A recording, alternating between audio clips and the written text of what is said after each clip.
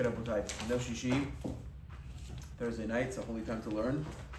A few Hidushim on Parashat Shavua Chaye Sara. Again, this class is sponsored for Shlema Michael ben Miriam. Elna Matano B'toch Sha'ar Cholei Amo Yisrael. Amen. So anyway, just as a warm up, I do plan on speaking about Pasuk Aleph in Perek Chavdalet. So we know the story, Chaye Sara. A lot of things going on in Parasha, but most of all, the Torah dedicates many Pesukim, over 60 Pesukim on the Shidduch of Yitzchak and Rivka.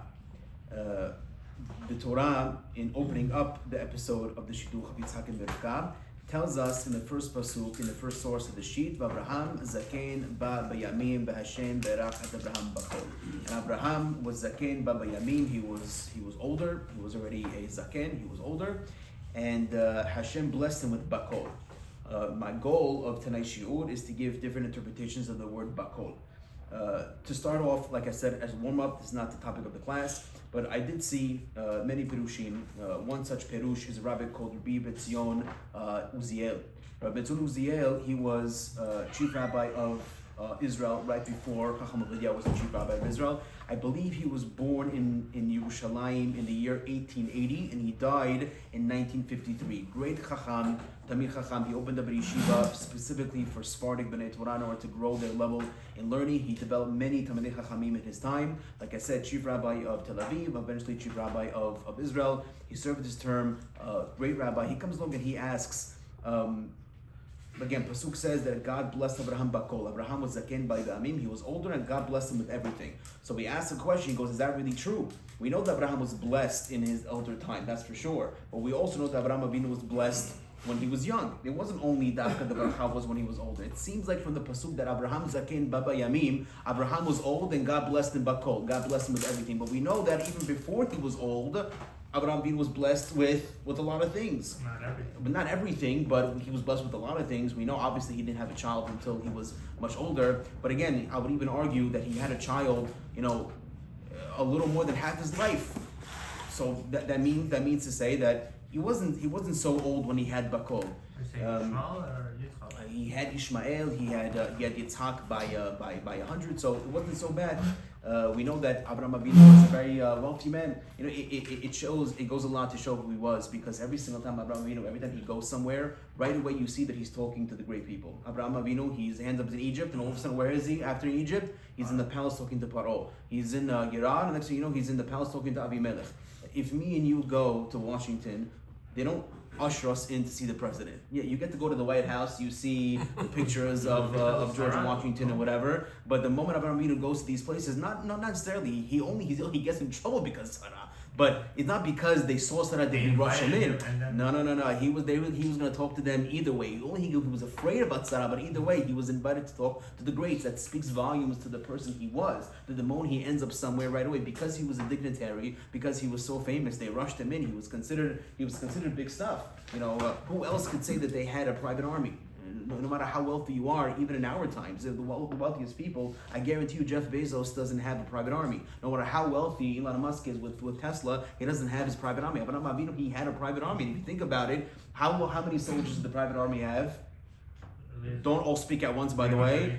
318 soldiers. Now, 318 soldiers is just the soldiers themselves. I would assume that the soldiers are married, and those married soldiers have wives and children. So you're talking about Abraham Avinu, he's supporting what could be thousands of people just in his own home. So you have to say, Abraham Avinu, he had kol. He had a lot of stuff. So why, asks Rabbi Betzion Uziel, does the Torah mention over he was Zaken Baba Yamim, and the Hashem blessed with Bakol? But it's not only when he was Zaken Baba Yamim, he had it even from before. Said Rabbi Betzion Uziel, he says I think it's a good principle to know. He says that it could be that when a person is young and he has money, as an example, he's a young man before he gets married. He graduates college and he becomes a lawyer, he becomes a doctor, he becomes a nurse, or becomes a real estate agent, or he becomes an accountant.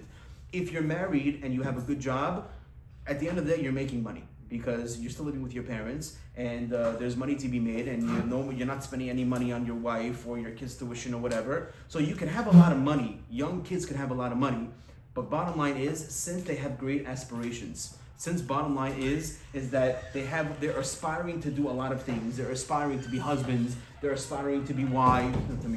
They're aspiring to have a lot of children. They're aspiring to build new houses and buy cars and invest. So whatever money they have right now, they're never happy with it. Why? Because since their aspirations are so great, so for them it seems like they never have enough. Why? Because they're always trying to build.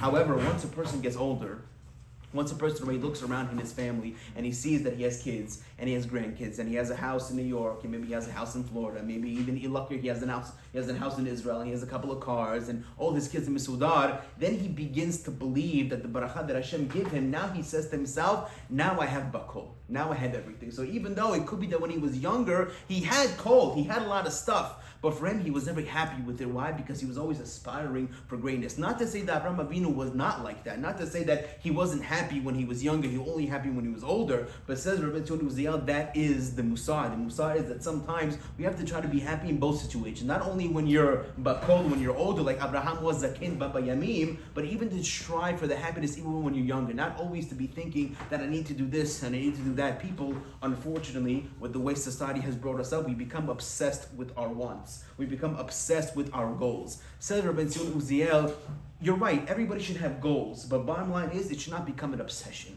Once it becomes an obsession, it takes over your life, that's all you think about. Says Rabbi Uziel, that's what could happen. That's what the Torah goes out of its way to tell us. He was Zaken Baba Yamim. It could be that people, they're only going to be happy Baba Yamim when they're already older in their life. Kamash Malani, you have to try to be happy. You have to try to focus on the Bakol that Hashem gives you, even from beforehand. That is a wonderful Peshat for Ben Uziel that I thought was worthy to share. Another Peshat of Bakol, which is a famous Peshat in my opinion, because I've heard this many times. The Gemara Baba Metzia says that when it says Abraham was Zaken Baba Yamim, but Hashem blessed him Bakol, the Midrash says that Abraham Avinu had a daughter, Bakol Shema. That was her name. Her name was Bakol. And therefore, when the Torah is coming along to tell me that he was Zaken Baba Yamim, and Hashem blessed him with Bakol. And who is Bakol? Bakol is a person, and it's a daughter. So the Midrash says that unfortunately, this daughter that Abraham Avinu had, she passed away the same time as Sara Imenu, as Abraham Avinu's wife, Sara. And in fact, they were buried at the same exact time and location.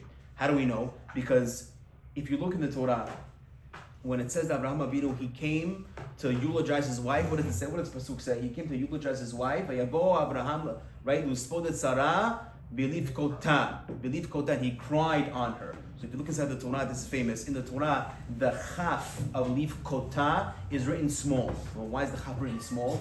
On a simple interpretation, the reason why it's written small is because Abraham Avinu didn't cry so much on Sarah. Why didn't he cry so much? Not because he didn't like her, but he didn't cry so much because Abraham Avinu realized that everybody has their time to pass away. And even though it's a very hard subject to swallow, especially after losing somebody, you don't go up to them and tell them, listen, it was their time. That's a very hard thing to say. But at the same time, some people think, oh, maybe I could have prevented it. Now you have a parent that's old in the hospital, and all of a sudden there could be a mistake by somebody wasn't washing them, and all of a sudden this happened, and they pass away. A person shouldn't think to himself, I could have prevented it. If I just would have taken, given him his pills on time, or maybe if we wouldn't have gone on the road trip that day, or maybe if we wouldn't have taken the flight that week, or people try to think that sometimes they can prevent death. A person that has emunah, a person has faith, he knows that there's no way preventing death. And if God wants a person to pass away, no matter what the circumstances, no matter how much you try to prevent it, bottom line is, it's not going to happen. If God wants it to happen, it's going to happen. And therefore, Abraham Avinu, yes, it was depressing for him to after he passed the most difficult test that a person could pass in his life, taking his son and trying to slaughter him. And all of a sudden, God says, Hazak Baruch, he just did the greatest item. Then when you come home, what does he find? He finds that Sarah was dead. He could come along and say, well, what happened? What happened over here? Maybe if I would not have sacrificed my son, maybe Sarah would still be alive. Abraham Avinu knew that's not a kosher claim. That's not a legitimate claim. The bottom line is, if Hashem wanted her to die, she would have died whether or not I sacrificed Yitzhak or not. And therefore, Velif Kota, he cried on Sarah, but not so much. Because he knew at the same time, the fact that she passed away, this was her time to pass away. That is a regular Peshat. However, the deeper Peshat, rabbis say, that the word Velif Kota, the chaf is written small. Why? Because we're supposed to read Velif Kota as if the chaf was not there. That's why it's written small, to say as if it's not there. Now, if I take the word of Velif Kota and I take away the chaf because it's written small, which word do I get? Ulibita, and his daughter. So therefore, Abraham came lispot et Sara ulbita, and Sarah's daughter, to tell me, to come along to tell me that not only did Abraham have a daughter Bakol, but also at the same time she died at the same time as Sarah, and therefore he came to be Maspi, he came to deliver a eulogy not only on Sarah, but also on the daughter that's called Bakol. That I don't know. That I don't know. Okay. Maybe around the same location, but definitely around the same time. The proof is Livkota. Don't read it Livkota, read it Ulubita, which I thought was another a great interpretation. But like I said, that's just a warm up. What I really came to talk about is the Rashi on this week's parasha, on that exact pasuk. So what does Rashi say? If you look at this on the sheet in the second source, Rashi says, what does it mean? Barech et Abraham Bakol. He blessed Abraham with Bakol. Says Rashi, Bakol ola v'gematria ben. So you thought up until this point that only the rabbis of the Kabbalah brought Gematriot. According to this, Mufurash Rashi also brings that the Gematria of Bakol is Ben. Let's do it together. The Bet is 2, Chaf is 20, that's 22, Lamed is 30, so altogether 52, that's also Ben. So the next time you're bidding on the Aliyot in Shul, instead of saying Ben, let them just say Bakol, that's also going to be 52. Bakol. Anna, you got it? So he says over here, so why does the Torah have to tell me that Bakol is Bigematria Ben? Or why is the Torah hinting to me that Bakol is Ben? Says Rashi, U'me'achar shayalo Ben, now that Avraham Avinu has a son, Haya tzarich hasyo isha, now he has to find a wife for her. So now I don't understand something.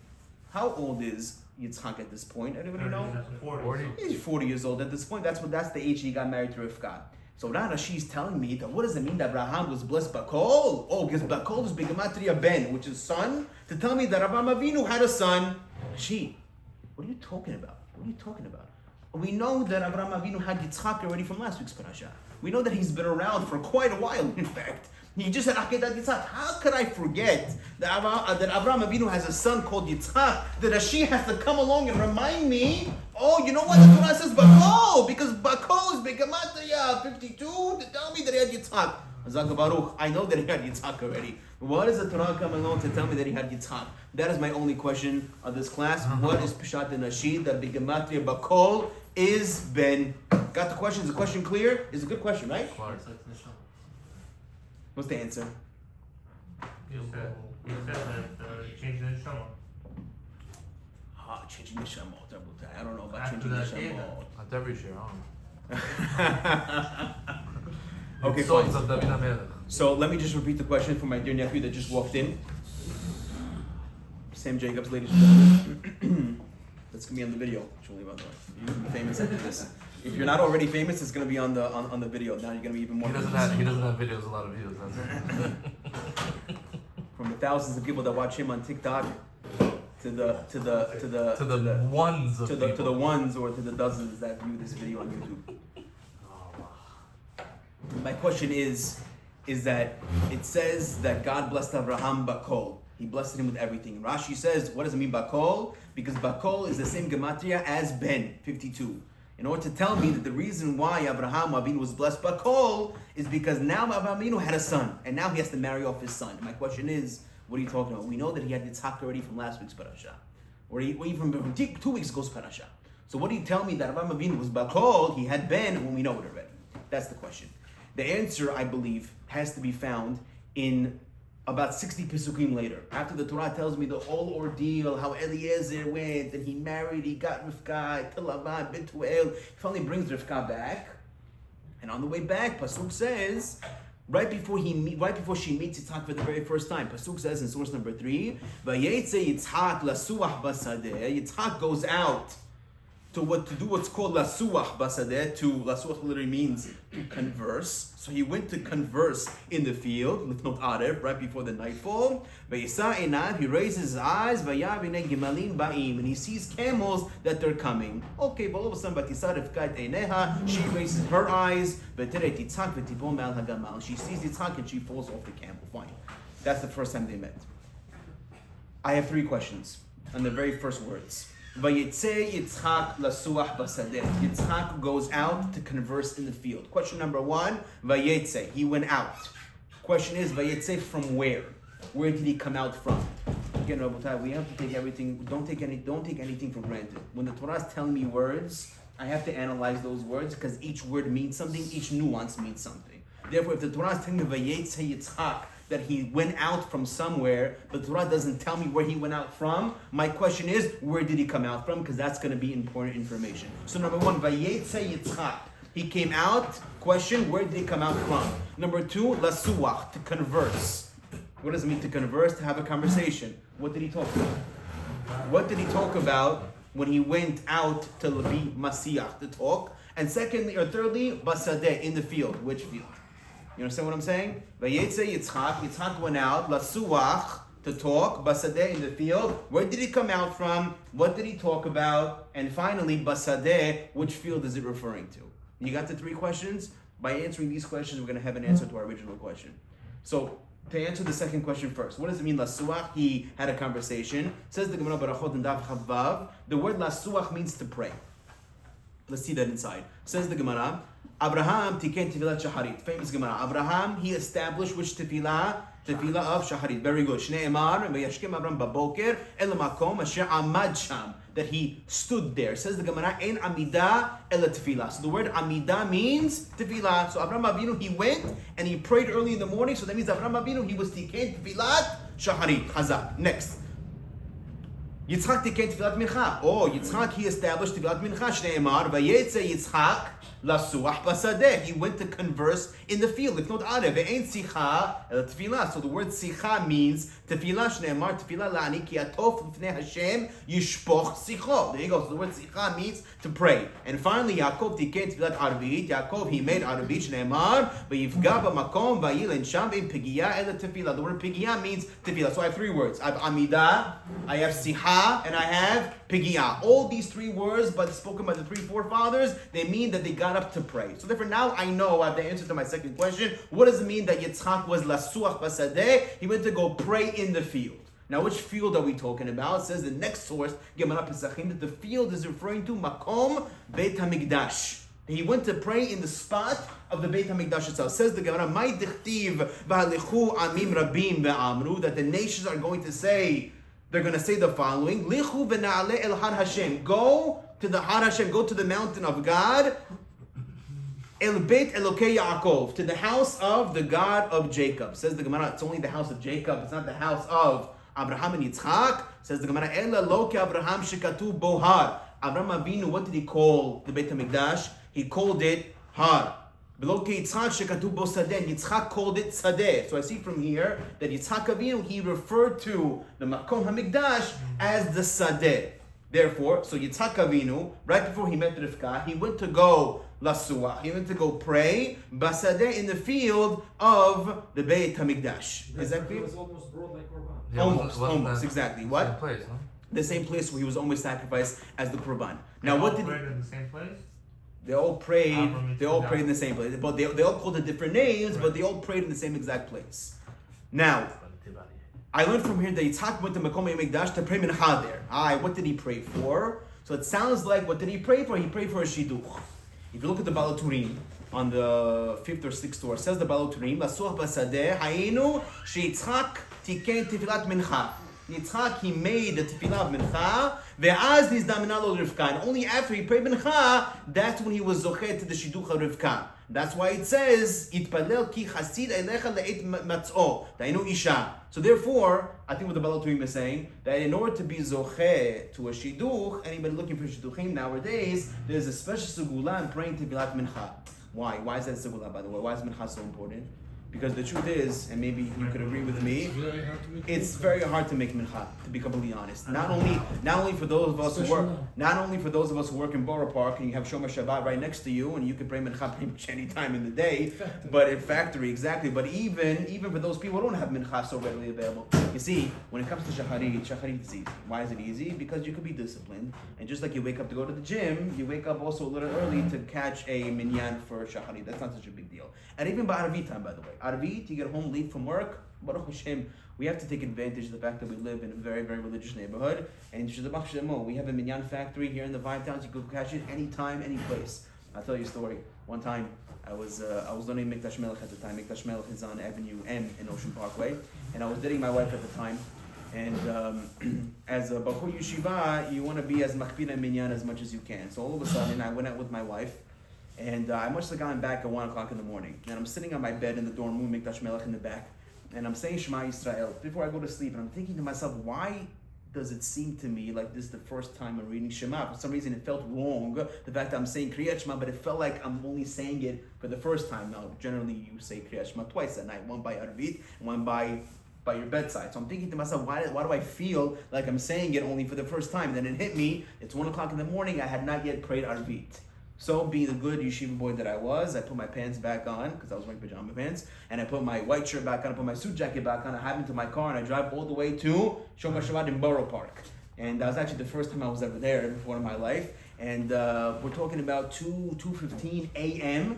and the place is packed. The Bach Shemol La'ad, the guy, you have Hatzalah guys, you have doctors, you have just a bunch of guys that were smoking cigarettes outside. You have a bunch of Hasidim, a bunch of like misfits that were praying Arvit at 2:15 in the morning. Baruch Hashem. Why? Because we live in a neighborhood where minyan is so readily available. So even if a guy forgets to pray Tevilat Arvit, no problem. You have a minyan somewhere in the neighborhood. And by the way, we should take advantage. I was just in Florida last week. Not last week, this week even. And the last minyan in Florida is like 5 p.m. Nothing there. 5 p.m. Once you miss the 5 p.m., let's say good luck. You're praying by Yachidim. Even if, you know what, North Miami Beach, you have maybe a minyan at 9. Maybe. That's my point, is that we should be very lucky in the fact that we live in a neighborhood where you can find just right down the block every 15 minutes to 1 o'clock in the morning. It's considered a big zechut. Chaye Muna, we have a lot of minyanim also. Right. That's a plug. That's a plug for the 539 Oakland Avenue. So Arvit is easy, Shaharit is easy. What's the most difficult? Mincha time. Why? It's smack in the middle of the day. Most people, where are you? Most people are with customers, most people are with clients, most people are busy during the day, and therefore it's very difficult to pray mincha. But you should know, by the way, that's where the test is. If it would be easy to pray mincha, right, there wouldn't be any sugulot behind it. The reason why it's such a special item to pray mincha is because you're showing God, listen, I'm going out of my way to make sure I'm connected with you. Shaharit, you're right, I'm going out of my way, but like I said, it's not so difficult. Arvit, I'm going out of my way, but it's not so difficult. Mincha is where it's difficult. Mincha is where the biggest challenge is. Most guys that come along and say, listen, maybe I'll pray mincha after, maybe you after, and all of a sudden it's nighttime, you completely forgot, and then it's over, you're praying out each night. So I said but that's why mincha, the simula behind mincha is so special, because of the difficulty behind it. Therefore it says the Kli Yakar in the next source. He says over here, Rabutenu zal lamadnu mikan sheyitzchak tikei tfilat mincha shehu lifnot erev samuch laha'ariv shemesh. Right before the sun sets down, that's when Yitzchak went out. And therefore it says the Gemara Barachot le'olam yizeher adam b'tefilat mincha. That's what the Gemara says. You should be very, very careful to pray mincha. V'af bisha Avraham ve'Yaakov tiknu gam tefilat arbit v'shaharit. Even though you have Avraham and Yitzchak, they made different tefilot. Mikom makom lo matzinu shnanu miyad v'tekef. You don't find in any situation where Avraham prayed and he was answered right away. You don't find where Yitzchak prayed and he was answered right away. Where Yaakov prayed, he was answered right away. But by Yitzchak, however, you see the moment he prayed mincha, he was answered. Because the moment he finished mincha, what's the next thing he says? He lifted his eyes. Who did he see? He sees Rivka. Was he not engaged already before? No. Or was he not? They brought her over already. No. He first prayed, and the moment he finished praying, he lifts up his eyes and he sees her. She was already being born. No. He was calling her. Okay, but it doesn't matter. You can say a million things. Well, how many shidduchim went wrong at the last moment? If you say they're fine, so you took her there. And listen, it's not me. It's the Kli Yakar. It says the Kli Yakar. Ki mistama. Listen, ki mistama. Hitpalel Yitzchak al hazivug. He says Yitzchak was praying on the shidduch. While Eliezer was on the way. So you can tell me, oh yeah, he was koner her, he gave her the jewelry, that's all shtuyot, it didn't happen in front of Yitzchak. But the fact that he prayed, what did he pray in this tefillah? I should be zocheg to a good wife. The moment he said that, all of a sudden, who does he see? He sees Eliezer.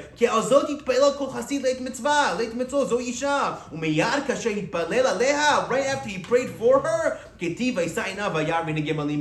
moment he picked up his eyes, all of a sudden he sees the gemalim coming, he sees the camels coming. Because the time he was praying, his eyes were down. The moment he finished praying, he saw that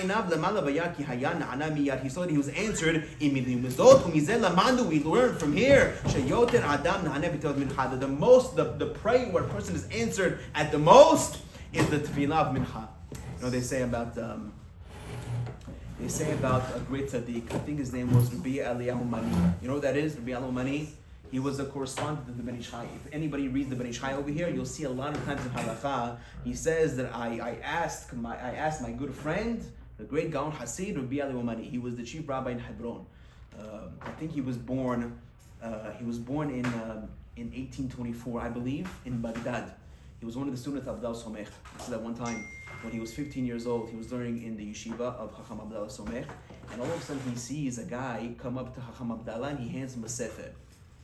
And Rabbi Eliyahu Mani, at the time he was 15 years old, he came up to him and he said, Rabbi, what is this guy giving you a sefer for? It's all because this guy just wrote a book. He just wrote a book and he asked me for my haskama. He asked me for my, how do you say haskama in English? He asked me for my approbation. My approbation, exactly.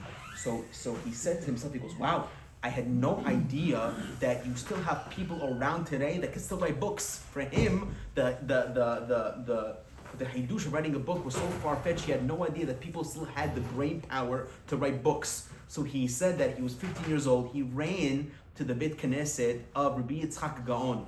Rabbi Yitzchak Gaon was one of the Gaonim. They lived in the year 600. Not back in the day where the years were still in the triple or the quadruple digits. These were in the 3 digits. He ran along at the time that he said he poured his heart out to Hashem. He goes, Hashem, if you allow me to write a book in my lifetime, I'm going to call it after Hacham Yitzchak Gaon. And the first book that he wrote, he published when he was 27. 12 years later, he called it Siach Yitzchak, which is it's known as a very big sefer written by Rabbi Eliyahu Mani. Anyway, so to tell a story about him, that one time he was in Egypt. He was staying by a wealthy man. He gets to the wealthy man's house, and the wealthy man tells him that he's now in bidding by the Sultan's palace to provide the uniforms for the soldiers. To get that bid, it was going to be a lot. If the Sultan decides that this wealthy man is going to get the bid for the uniforms, he could have made a lot of money. So he's on the way to the palace that morning, and he tells him, Hacham, wish me luck. So he tells him, do me a favor, don't forget to pray mincha today. He goes, what's different today? He goes, just don't forget to pray mincha. All of a sudden, he gets to the Sultan's palace, and the Sultan is deciding who's gonna be the guy that's designing my uniforms. In the middle, the Jew leaves to go pray mincha. All of a sudden, he comes back, and the Sultan says, where were you? I just announced that you're gonna be the guy that's providing the uniforms for the soldiers. He goes, I went to pray mincha. He goes, what's different today than all the other days? He goes, because Abba Chacham staying by me, and Chacham told me be very careful when it comes to praying mincha. So the Sultan wanted to speak to the rabbi. He calls the rabbi over, Rabbi Eliyahu Mani, and he says, you Chacham? He goes, I'm Chacham. He goes, if you don't mind, my daughter, she's sick, and if you could pray for her. He goes, no, I'm not a doctor. He goes, okay, fine, just give her a bracha. He took a cup of water, he recited a few Pirkei Tehillim, he gave her to drink, and she had a full refuah shlema. Because of that, he sent him home with a lot of gifts. From those gifts, he was able to support the poor people of Hebron at the time. So you say that it was considered a very big inyan to pray mincha. All the Chachamim throughout the generation, they're always warning you about praying mincha because mincha is a big item. Anyway, so what do you see from here? The fact that Yitzhak prayed mincha and he was answered immediately. By Shaharit, we don't know. By Arvit, we don't know. But by mincha, person is answered immediately because we see by Yitzhak, the moment he finished praying, he was answered by the zibuk. It could be a little deeper, by the way. It could be a slightly deeper pshat. I saw from the Abd Rav that he came along and he said that when Yitzchak prayed by the Sadeh, he prayed by the field. What was he coming up by praying by the field? He says, because like I told you before, the field is a Beit HaMikdash. And Yitzchak saw in Ruach HaKodesh that one day the Beit HaMikdash will be destroyed. So he prayed he said, Hashem, I know that the Jewish people are going to go through a lot of pain and suffering during the time of the destruction. Therefore, he prayed this moment that even though they're going to go through a lot of trials and tribulations, still they should try to remain steadfast in their religion. You see, when a person is going through hard times, for him to keep to Hashem is very difficult. So he decided that at this moment, since he knew in Ruach HaKodesh that in this spot that he's praying, in this very spot that he's standing, there's going to be death and destruction, please Hashem allow it that the Jewish people stay religious even in this time. Says the Abd Rav, I'll tell you this hint in the Pesukim itself. Because just look back again to source number 3, where the pasuk says, "Vayetze Yitzchak lasuach basadeh." He went to talk in the field. The pasuk says, "Lifnot arif." Literally means before it gets dark. The way the Abd Rav interprets this pesukim as "Lifnot arif," before the darkness of destruction. Before the darkness of destruction, Yitzchak went to pray on the field, Bakum HaMikdash, to say, Hashem, even though I know that destruction is going to be here, still do me a favor and be with the Jewish people at this time so they don't leave you at this most difficult time. Continues the Pesukim. He lifted his eyes. V'hinei gemalim ba'im. He says the word gemalim can mean camels, but can also mean gemul. Gemul as good news. So therefore, the fact that Yitzchak prayed at Makom Mikdash before it got destroyed, that the Jewish people are still going to remain steadfast, he got not gemalim, but gimul tovim. Gimul tovim means he got good news. The fact that Hashem didn't leave them at the time. Even though Hashem destroyed the Mikdash, but still he remained very close to the Jewish people at the time. And the last word is ba'im. Ba'im literally means the camels came. But ba'im, says the Abta Rav, can be a Rosh Tevot. Ba'im, it's Bet, Aleph, Yud, Mem. Bet Aleph Yud Mem is Rosh Tevot for all the exiles that we've been in. We can do it together. The Bet is Babel, the Aleph is Edom, the Yud is Yavan, and the Mem is Madai. So when Yitzhak was praying for the Gimalim, for the Suach Basadeh on the Ba'im, he was praying on the 4 exiles the Jewish people are going to go through, that they shouldn't be completely destroyed in this time. It says the Abta Rav in the third to last source on the page, he says, Vayar Ra'ah HaGimul HaTov. He saw the good tidings, the good news, that came from here to the Jewish people in the future.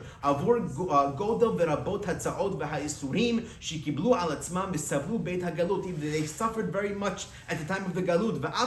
Even though they suffered, they remained very, very steadfast in the religion. When Yitzhak saw not the Gemalim, but the Gemul Tov, when he saw this good sign, then he became calm. The fact that the Jewish people were still going to remain religious even at the time. Fine, that is considered another Peshat. But again, I go back. I digress. We have an answer to my first 2 questions. My question number 2 was, what was the Sikha? What was the Milasuch Basadeh? He went to pray. Where did he pray at? Basadeh was Basadeh, Makom HaMikdash. But we didn't say Vayetze. That was my first question. Right? Where did he leave from? It said Vayetze Yitzhak Lasuach Basadeh. He went out from somewhere to pray by the field. Where did he come out from? Says the rabbi called Yakut Shimoni. This is a tremendous hidush. Vayetze Yitzhak Lasuach Basadeh. Mehechan Yatza. Our question: where did he come from? Says Yakut Shimoni. Migan Eden. He came from Gan Eden. Oh, he came from Gan Eden. What was he doing over there? Says the Chitzkuni. Vayetze Yitzhak Mehechan Yatza Migan Eden. Shaya Sham Mishat Akedah Ad Achshav Shalosh Shanim. Oh, so he was in Gan Eden from the time of the Akedah for the next 3 years. He just came out of Gan Eden. Hold on a second. Now that I know that Yitzhak was in Gan Eden for 3 years, I have a lot of questions that I have answers to. What's my first question? Going back to the Akedah itself. At the very end of the Akedah, you were supposed to be reading it every single day. Pasuk says, very last Pasuk, Vayashuv Abraham el Na'arav. Abraham returned to Eliezer and Ishmael. Abraham, he settled in Be'er Sheva. I don't get it. We're in the world with Yitzhak. Wasn't there together just now? He says, no, Rabutai, no. Yitzhak, after the Akedah, he went to Gan Eden. So when Abraham went back, he only went back by himself. That's one question. My second question is, back in this week's parasha, so Abraham goes to eulogize his wife. What does Pasuk say? And Abraham went, lispod et Sara v'litkota. He went to eulogize Sara and cry over her. Hold on a second. You don't take your own son to your wife's funeral? What happened to Yitzhak? Why isn't Yitzhak there trying to also eulogize his wife, his mother? The answer is Yitzhak. He's not even there. He's in Gan Eden. He was breeding her in Gan Eden. Hold on a second. We're going to discuss that in a minute. Also, by the way, if you think about in Parshiot that are coming up, what happens? So Yaakov is trying to take the Barachot away from Esav, so he puts on Esav's coat and he walks inside Yitzhak's office and he smells, the Pasuk says, he smelled Reach Gan Eden on Yaakov. Question is, Yitzhak, how in the world do you know Reach Gan Eden smells like? Answer is, because he was in Gan Eden. That's exactly how he knows. Another proof to this can be found, turn the page, Magalei Amukot. It says Magalei Amukot that right after Rivka sees Yitzchak, Pasuk says that she fell off the camel. Why did she fall off the camel? It says Magalei Amukot, he's quoting Rashi, V'teret Yitzchak, Ra'ata oto hadur v'toha mipanav. She saw that Yitzchak had a glow coming off his face. Says Magalei Amukot, V'chi darka Rivka lish'ov elechat achrei bachurim. Is it the way of Nashim Tzadkaniyot to go after boys? right? Do you see a girl from a very good seminary looking at boys and saying, "Oh, look what kind of good-looking face he has"? The derech, especially the imahot, are not to comment on boys' looks. Says Maglei Amukot, no. Yitzchak k'shechazar migan Eden achay shlosh shanim. Here we go. After he came out of Gan Eden, v'rata alav or gadol aziv hadur shelo me'olam hazeh. She looked at his face and saw something is very strange here. I know what boys look like. I know what good-looking boys look like, but this guy has a completely different face. I've never seen it before. Why? Because he had the glow of Gan Eden coming off his face. And therefore, that's why she fell off the camel, because when she saw what kind of tremendous radiance that Yitzchak had coming off his face, she noticed that this is something that's already considered not normal. And therefore, yes, it's true, Yitzchak was in Gan Eden for the past 3 years. And the question is, which is the $1 million question, which is what I came to talk about tonight, is, why was he in Gan Eden? How did he get there? How was he in Gan Eden? Says Pirkei Rabbi Eliezer, unbelievable. He says, Rabbi Yehuda Omer, Keven sheyagia hacherev al tzabaro. The moment Abraham Avinu took the sword or the knife and put it to his neck, out of fear of what's going to happen, says Pirkei Rabbi Eliezer, Parcha v'yatza nafsho sheYitzchak. All of a sudden, his neshama, he died. He actually died. Out of the fear of getting slaughtered, Yitzchak Avinu, at this moment, he died, and his neshama went straight to Gan Eden. All of a sudden, Keven shehishmiya Hakadosh Baruch Hu kolo mivin hakeruvim v'amar lo leAbraham al tishach yadecha lanar. All of a sudden, as Yitzchak is in Gan Eden, he hears the words that God is talking to Abraham. Wait, Abraham, vayomer hineni, vayomer, don't touch the kid. So the moment he heard that, don't touch the kid, all of a sudden his neshama went back inside his body. Says to the beginning of Eliezer, v'nafsho hazat legufo, v'kam v'amad Yitzchak al raglav. Now Yitzchak came back to his body. He stands up on his feet. V'yada Yitzchak shekach hamitim adidim l'hachayot. He knew that when Mashiach comes and we're going to have tichat hamitim, this is what it's going to look like. All of a sudden, we're going to have dead bodies just getting up. And the moment he saw that happen, he made the bracha, v'amar patach v'amar baruch atah Hashem. That's why the second bracha in Amidah is connected Yitzchak, because he made the bracha at the same time that he got up. Now all of a sudden, so Yitzchak was in Gan Eden. The question is, while he was in Gan Eden, David, this is your point, who did he see? Who did he see when he was in Gan Eden? Now keep in mind, Rabotai, at this point in time, Yitzchak and Abraham had no idea that Sara died. They have no idea. About Akedah. All of a sudden, Yitzchak, he gets to Gan Eden because he himself just died. Says Sechel Tov Midrash. He says, "V'ra'a nishmat Sara imo shekvar meita." All of a sudden, he gets to Gan Eden. He says, "Mom, what are you doing here?" He had no idea that his mother was the Gan Eden at the same exact time. Shehalach samech mem ve'odia, because the samech mem, the Satan Sara, went to Sara and he tricked her and he said that Yitzchak died. It says the Sechel Tov, "Va'amar la aluva ben shinitan lach le'etzik natech," the son that was given you at old age. Kabash hatu aviv. Abraham Avinu, he already slaughtered him. V'savcha, she screamed. V'yatzah nishmatan, also her neshama came out. So all of a sudden, you have Yitzchak Avinu. He died out of fear. He gets to Gan Eden. He sees his mother there. Mom, what are you doing here? Before he has even a chance to talk to her, he's back in his body. Now I'm confused. Why am I confused? Because it sounds like from the Midrash, how long was Yitzchak in Gan Eden for? A couple of seconds, and then all of a sudden. But we learned from the Yakut Shimoni and the Chizkuni that he was there for 3 years. So what does it mean that he was there? He got back to his body, but then how did he get there for 3 years? You understand what I'm saying? You understand the question? Anyway, he had to be there for that long of a time because we read at the end of Akedah that who was born at the end of Akedah? Rivka was born at Akedah. It says Betuel, he gave birth to Rivka. And we know that they didn't get married until she was 3 and he was 40.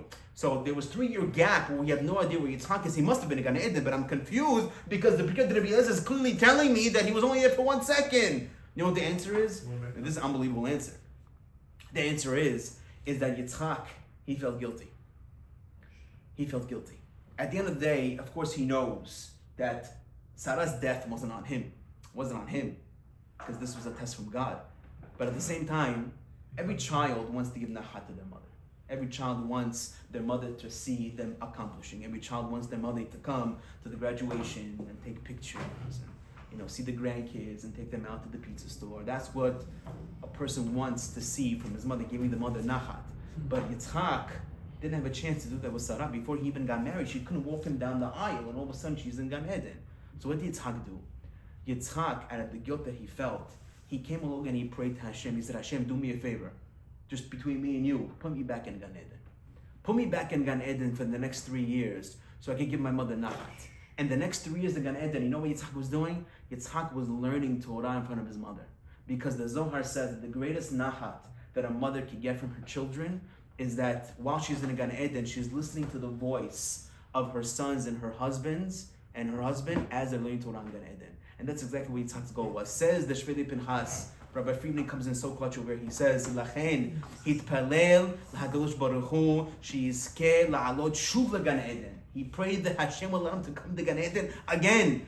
Shel Sara imo, with Sara, or im Sara imo, v'yasok sham b'Torah, so you can learn Torah b'chol gimel shanim, the whole 3 years that he's there. Kidei, for what? L'smoach et Sara imo, so his mother Sara can be happy. She'it aneg b'Torato, so she can have nachat on the fact that he's learning Torah there. Can bu'ar b'Zohar, ba'arichut b'Zohar, b'achat shelach. Sheyesh shesh hechalot nifradot began Eden. Zohar says there are 6 different compartments in Gan Eden. 6 different hechalot. Hechal is like it's like a heichal that we have it over here. And there's 6 different ones. And each one of the heichal, there are different ladies, nashim tzadkaniyot, that are sitting there listening to their husbands and sons learning Torah. Began Eden le nashim tzadkaniyot hamitna'agot ta'anug rav. You hear that? Ta'anug rav. If you want to know what's going on in Gan Eden, that's going on. There's no Netflix, there's no Hulu, there's no Disney Plus. There's only ladies listening to their husbands and their children learning Torah over there. תענוג רב, he says, של בעליהם ובניהם, בהליכות הסמוכים. והאימהות יש להם גן עדן, נעלה ונשגב, אשר עין לא ראתה, ידע אשר עין לא ראתה. No eye is going to see what type of ta'anug the mother gets in Gan Eden from their husbands and their sons. And says the Shvili Pinchas, ukesha'avru gimel shani, once the 3 years passed, now Rivka, she became Ra'ui to get married, because at the time she was 0 years old. You can't marry a 0-year-old. You have to marry a girl that's at least 3 years old. Once Rivka became of marriageable age, Sara tells Yitzchak, she told Yitzchak, go back down. Go back down. Now it's your time to get married. Now he could go and continue the chain of Klal Yisrael. And that's based on this. I understand so good why after Yitzchak takes Rivka as a wife, he brings her inside the tent. Pasuk says, "V'yinachem Yitzchak acharei imo." That finally Yitzchak is comforted over his mother. And I'm thinking to myself, comforted now? Sarah died 3 years ago. Why are you comforted now? The answer is what? Because Yitzchak just left Sarah. She didn't die for him 3 years ago. She died for him just now. Because up until this point, he had a relationship with his mother. Now, all of a sudden, Rashi brings down that the human psychology is that after, God forbid, a man loses his mother, his wife is his next comfort. And therefore, just now was the perfect moment for Yitzchak to get married to Rivka, because now, not 3 years ago, when the physical death happened. This is now 3 years later when the spiritual death happened. Now Yitzchak finally left Sarah for the Be'emet time. Now he has to get married now to Sara and to Rivka, and not 3 years prior, because now not only was Rivka ready, but now was the final pirud, was the final separation between him and his mother. Now based on that we could say, and we're wrapping up. Now based on this we could say that since Yitzchak wasn't around for the past 3 years, we can answer my original question. What was my original question on the Rashi? What did Rashi say? That Abraham was Zaken Baba Yamim and Hashem blessed him Bakol. And Rashi says Bakol is a gematria ben, because now Yitzchak was ready to get married. And we asked Rashi, why are you telling me that he's his son now? He had his son a long time ago. The answer is because for the past 3 years, Yitzchak wasn't around. Not only that, because from Abraham's side, Abraham has no idea that Yitzchak is even going to come back.